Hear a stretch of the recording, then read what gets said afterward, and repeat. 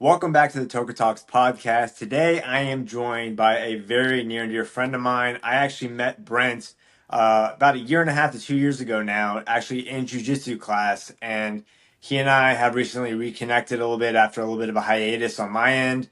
And he wanted to come on here and share some inspiration and insight with you guys from his standpoint. So I thought it would be very cool to bring him on and share his experience, not only in jiu-jitsu, but in life as well. So, Brent, welcome to the podcast. Thank you very much, man. I appreciate you having me on. So, go ahead and tell the audience a little bit about yourself and what got you into jiu-jitsu and kind of just a little bit more about you. Sure. Let's see. I was born and raised in Fort Worth, Texas, and I am married. I have, between my wife and I, we have 3 daughters, and we have 8 grandchildren. So that definitely keeps us busy. And I got into jiu-jitsu, honestly, I got into it for the mental aspect, believe it or not. Now, it has served me a much greater purpose. I think it's kind of a mental, spiritual, physical thing. But for me, it was just going in there and pushing yourself past limits that you think you have, and you realize I can take this to another level.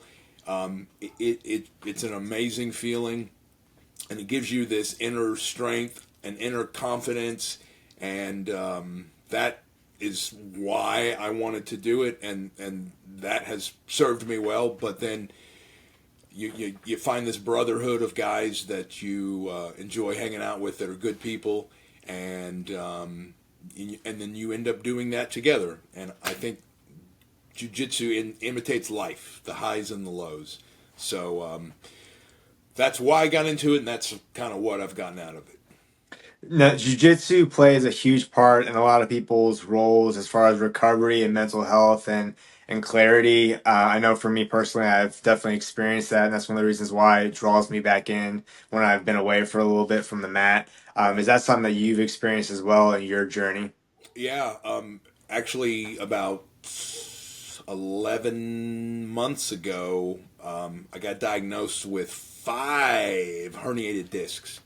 I was visiting my mom in Santa Fe, New Mexico for Christmas, and I ended up in the ER with all this nerve pain. So it's been this long road to get back, and it took me 11 months to get back on the mat, and I absolutely missed it. There was a gap in my life that jiu-jitsu filled, and at the time that I got hurt, I was getting better and I was in great shape. But absolutely, it definitely fills a void, and when I went all that time without it, it was a struggle. Do you feel like obviously because you and I are both in the beginning stages of it, even though we've been doing it for a little bit of time now, compared to the average person, would you say that you've learned so many things about yourself in jiu-jitsu and in martial arts that probably no other sport or experience in life can really teach you? Like, are Yeah, there things that you've learned about yourself when you're put in those hard moments? definitely. I think you have to have a little bit of dog inside of you to do jujitsu, because it's not just about technique. It's not just about strength. There's got to be some oomph there. And so when, depending on the studio you go to, we work out at a gym that is a little more fast paced, a little more hardcore, I think, which I think is in the spirit of where Brazilian Jiu Jitsu came from. I would say Jiu Jitsu is the hardest thing I've ever done in my life. And so it takes a certain kind of cardio. You got to have a little bit of dog inside of you, I think, as well. So in going to jiu-jitsu, I'm 53, so a lot of these guys start out in their 20s, and so it was challenging for me because of that. And I proved to myself that I could do it. I may have to do it differently than a 20-year-old, but I proved to myself that I could do it. I proved that there was some dog inside. There was some of that competitive drive, which I think is a healthy thing. And then getting on the mat, there's highs and there's lows. If you're rolling against somebody at your same skill level, then there's a greater than zero chance that you're gonna have a good roll. If you're rolling with a guy that's a higher belt than you, although you're learning, you could get ragdolled on the mat. So that's all part of the process, and all of the great black belts had to start as white belts. So I think you have to keep it in perspective. But to me, it imitates life in that you have the highs and the lows, the great feelings, the bad feelings, whatever that you have in life when you're on the mat. You have those great times, you have those awful times, and it parallels life. So I find it fascinating. One of the probably the best quotes I've ever heard relating to mixed martial arts and jiu-jitsu particularly is a black belt is a white belt that never stopped training. Oh, And I think that just, it just resonates with life in general, whether it's a business owner, a CEO, a millionaire, billionaire, like anybody who's successful in life. I think right. it just speaks volumes about the person that we never stop learning and we never stop Right. training.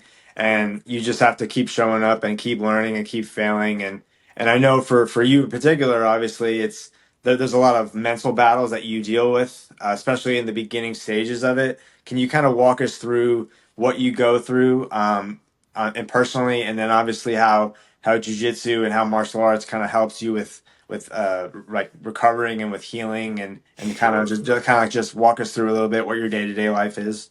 Now you asked about the in the beginning when you start the were you referencing the mindset? Yes, yeah. We'll Okay. kind of just walk through like what your mindset is and kind of like Sure. just those mental blocks that you have to go Sure. through and deal with. For me, it's probably common, but for me, I was always anxious and nervous every time I went in. I want to compete and do well. I want to learn, but I'd rather compete, do well, and learn at the same time instead of getting ragdolled. So I had to kind of change that. If you want to get better, you got to roll with upper belts, and so there's a process to it. So I had to learn to embrace the process early on, and I had to be okay with being anxious or nervous. Is my cardio going to hold up? The more times you go, the more that goes away. You get more and more used to it. You get in better shape. You do things outside of the gym to keep you in good shape so that you'll excel in jiu-jitsu. So it's just like anything. It's dealing with something where you're a little apprehensive at first, but you're eager to learn. And the more you get into it, and the more you learn, you kind of get into your routine and you find your groove. Now, as one of the older guys in the gym, like we call you the OG. So, like, there is no such a thing as OG strength. I have felt it, I have embraced it, and I am scared to death that every single time I roll with somebody who has that mental and physical strength, even though they may be twice the age of me. Yeah. Now, do you feel like you are like an inspiration to the younger guys and girls in the gym? And do you feel like you've learned a lot from the upper belts that are around your same age? Like, has that played a part in your Absolutely. success? The upper belts that are my same age, it's very refreshing because I'm able to look at it from a guy who is has more experience, but has some of the same issues that I have, just being in my 50s. So that's been awesome. But all of the upper belts at our gym are pretty helpful. So that's awesome. And as far as being an inspiration, well, a couple things. Were you saying that I have OG strength? So if you are, thank you for the compliment. And then as far as being an inspiration, I've never thought of it that way. So I don't know if people view me that way, but if they do, that's an ultimate compliment. Jiu-jitsu is not an easy sport, and you have to push yourself mentally and physically. So because of that, especially at my age, I don't feel like most 53-year-olds are rolling on the mats. And so it's I do it because of the way it makes me feel, and at my age, I just love going in there and competing. And then if I roll with a 20 or 30 year old, and I'm able to hang with him or get the best of him, I'm not gonna lie, it's awesome because I'm 53. But the whole thing is great. And if somebody gets inspiration from seeing an older guy in there, then I love that. That's an ultimate compliment. You like many other ones, Jay and Brandon and a lot of those guys who've been doing it for many years. Definitely, whether you're a white belt or black belt, you definitely inspire me and push me, and it helps for me personally, mental health wise, to be around like minded individuals in a sport like you just said that very few people do, and that Right, want to get better at and want to push themselves and find that dog within them. So right, yes, I'm definitely one of those people, Brent, for right on, sure. right on. Well, I appreciate that very much, man. Thank you. Now, let's get down to the nitty gritty. Yeah. Who is your favorite person to roll with when you're on the mat? If you Oh, had to choose. I really like rolling with Juan. Shout out to Coach Juan. He Yep. is our head honcho, the Yeah. master, and yeah, he's really good. I haven't rolled him in a long time, and then because I took so much time off, so I would have to say at least right now, probably Jay because he's teaching the class that I'm going to right now, and he always gives me an opportunity to work out with him, and then he breaks it down, and I'm asking him, hey, what are you looking at? What are you seeing on me? What are you looking for? What am I doing wrong? So I appreciate that because I can just use that, and I can also pay it forward with others. Now, who is your least favorite person to roll with? Probably Adrian. I've had the honor and privilege of rolling with Adrian as well, and yes, It's miserable. yes, yeah. Unless he's taking it easy on me, then it's great. Right. Yeah. Shout out to Adrian as well, and Jay. Now let's talk about your point of view and your input as one of the older guys in mixed martial arts, because I would say probably the majority of people that I work with, not only like at work but customer wise, which you've obviously experienced as well because you've come into the store before.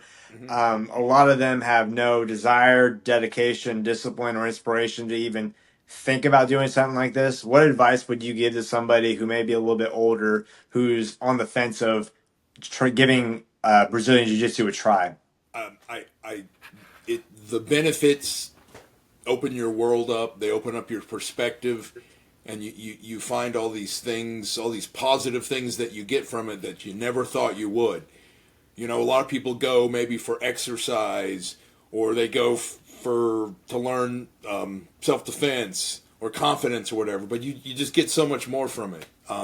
So it's just one of those things where unless you try it and you do it and you have some success, you'll never know. But also, it's one of those things you may look at and think there's no connection there. But then you do it and you realize men, women, children, older guys, younger guys, everybody's able to do it, and everybody typically the ones that really enjoy it, that they tend to take to it like water and just keep going and growing, and everybody ends up loving it. And what would you say is has been the highlight of your career so far? It could be in a role you had, something you learned, something you've experienced. What's one thing that stands out to you from the rest? Being in awful shape and going into jiu-jitsu and having to knock off all that rust and just being out of shape, not being very athletic. And there were times when I questioned if I was going to be able to do it and whatnot. So persevering and sticking through it. And then right behind that would be I had 11 months off trying to sort out the back, and then ultimately having the back surgery, and then doing physical therapy so that I could get back to jiu-jitsu. So I would say that's one and 1A. So, is there anything else, Brent, that you would like to share with somebody? It could be martial arts related, jujitsu related, life related. What's a piece of advice or wisdom that you would like to share with somebody who's watching this episode right now? Sure.